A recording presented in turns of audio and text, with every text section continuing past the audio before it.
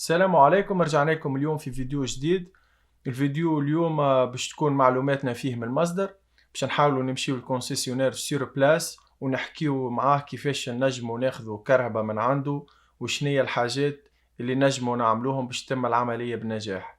بالنسبة للكونسيسيونير هذا من أهم الكونسيسيونير في شمال كيبيك، ننصحكم به. يعني بيرو موثوق ياسر، ويعني الحاجات كيما هكايا ما تم كان مع ناس عنا فيهم ثقة.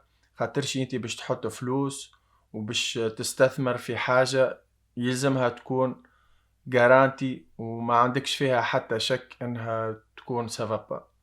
باهي قبل ما نمشيو نحب نحكي لكم اللي انا راني الفيديو اللي قلت لكم عليه باش نعملو على التاكس ونفسر فيه راني ما نسيتوش، جست حبيت نصور الفيديو هذيا خاطر هو ديجا باش يحكي على الحكاية هذيا، اما مانيش باش نتعمقوا فيها برشا. انا باش نعمل فيديو نتعمق فيها برشا باش نفسر لكم بالكدا الحكاية هذيا كيفاش تكون. قبل ما نمشيو نحب نستدعاكم تزوروا صفحتي على الانستغرام والفيسبوك. ديجا انا يعني نصور ابار اني يعني انا مصور قبل ما نعمل لي فيديو هذوما، يعني نعمل لي سيونس فوتو، يعني نصور المناظر الطبيعية وحاجات أخرى. نحبكم تعطيوني رأيكم، وأنا يعني بالنقد متاعكم راني نقدم ونقبل النقد على الآخر، ونفرح برشا كي ينقدني عبد، خاطر بلاش نقد ما نجموش نقدمو، وانتي إذا كان ما تحبني أنا نقدم ما تنقدني. يلا نحضروا الساك ونمشيو سير بلاس نحكيو مع الكونسيسيونير.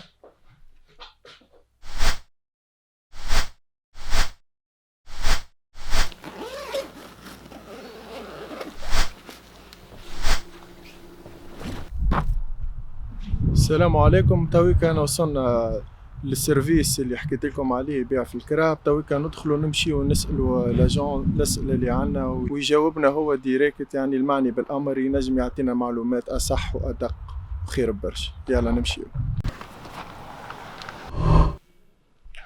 Bienvenue chez Nicolas Occasion.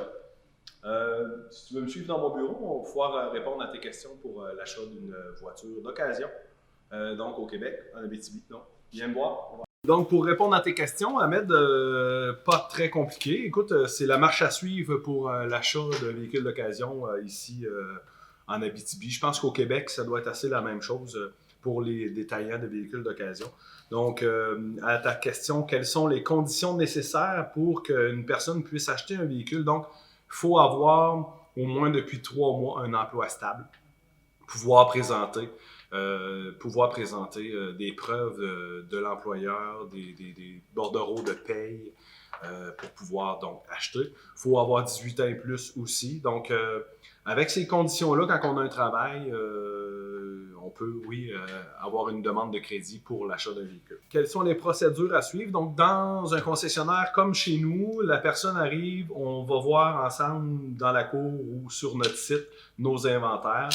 On regarde les possibilités avec la personne, on regarde ce qu'on a besoin. Quand on a trouvé le véhicule, les banques, le financement, les garanties, les assurances, tout ça, il y a un directeur ou une directrice financière qui s'occupe du tout. Donc, après avoir choisi le véhicule, après avoir fait l'essai routier, après avoir vu les preuves de travail de la personne, on s'en va avec notre directeur financier qui lui va trouver le financement, qui lui va trouver la bonne assurance. Donc, je vous dirais qu'avec, encore une fois, le permis de conduire, avec la preuve de travail et le bon véhicule, on avance là-dedans. La banque va se trouver avec la personne. Nous, ici, on fait affaire avec 7 banques et caisses et banques. Là. Et tout dépendant là, des conditions, on choisit laquelle fait l'affaire au client. Les assurances, c'est la même chose. On paye les taxes et par la suite, on va finaliser la transaction à la Société automobile du Québec. Donc, pour avoir la plaque, on va souvent avoir une autre taxe à payer, mais dans la transaction, on se trouve à faire un chèque pour la Société automobile du Québec. Donc, un coup qu'on a tout fini la transaction avec le directeur financier, on vous remet un livre qui contient le chèque à remettre à la société et les clés et les papiers de votre nouveau véhicule. Donc, c'est passablement simple quand on fait affaire, bien sûr, avec un concessionnaire. Pour ce qui est des garanties, si oui, qu'est-ce qui est inclus? Dans les véhicules d'occasion, on a 3 façons ici, chez nous, chez Nicolas Occasion, on a 3 façons de faire. le véhicule qu'on appelle au Québec, communément appelé le bazou, là, le véhicule, là, si on veut, là, dans les 1500 $, il n'y a aucune garantie. On appelle ça des tels quels.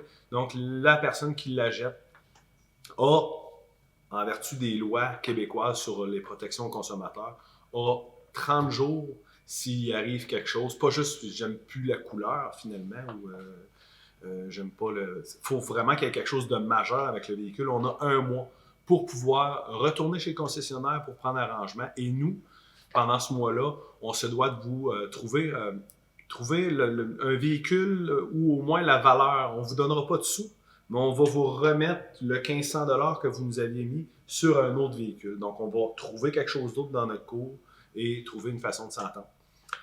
Pour ce qui est des garanties sur le deuxième type de véhicule, on a la garantie standard qui va vous donner 3 mois ou 5000 km sur les groupes motopropulseurs, donc moteur, transmission.